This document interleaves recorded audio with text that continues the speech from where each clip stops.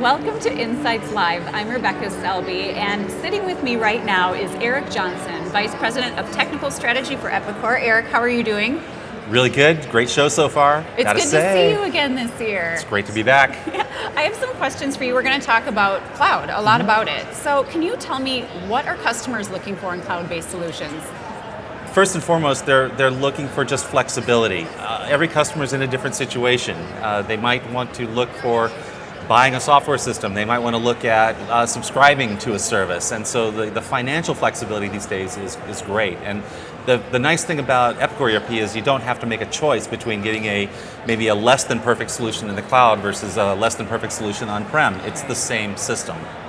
So can you tell me a little bit about the decision-making process that companies go through when they're choosing a deployment option? Sure. Usually what companies are starting off with is whether they're going to have the infrastructure on-premise or they're going to put the infrastructure in the cloud. And that's done in parallel with, well, are we thinking about a subscription versus a perpetual model? And ERP projects are longer than most software projects. I mean, you tend to keep your ERP system for a long time. So it's not as simple of a calculation as in a lot of other software areas. So it's just important to plan it out and decide which of these options are best for you. Can you tell me how Epicor architecture helps support multiple deployment options? Yeah, we made a very conscious decision to have symmetry between on-premise and the cloud, so that you don't have to make those sacrifices for one or the other. We do not dilute our development capabilities and capacity for the cloud versus on-prem.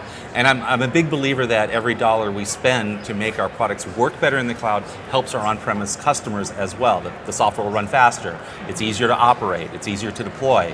So we're very, very conscious about having symmetry between our on-premise systems and the cloud systems. Can you give me any do's and don'ts for people who are considering a cloud solution? Yeah, I think first and foremost, software as a service is a little bit different than single tenanted or hosted, in that software as a service gets updated automatically. We update the software as a service services. And that's one thing to keep in mind, because if you're in an industry that's got certain regulations like medical devices, Title 21 certifications and things like that, you need to know when your system is being upgraded. So one of the first choices you have to make is simply, do I want Epicor to be upgrading my system from time to time, or do I want to coordinate that with Epicor because I have regulatory issues that I have to solve as well? And that's just one of the things to look out for. What's next? What's next when it comes to cloud-based solutions? I think what you're going to see is data becoming very important, and getting access to data in the cloud and doing meaningful things with it is probably the most important thing in ERP in general. And linking systems through looser coupling, by data, using data instead of the classic services-oriented architectures, it means more flexibility, and it's going to be less expensive to build really capable systems. Thank you for sitting down with me. I really appreciate it. No problem. Thanks very much.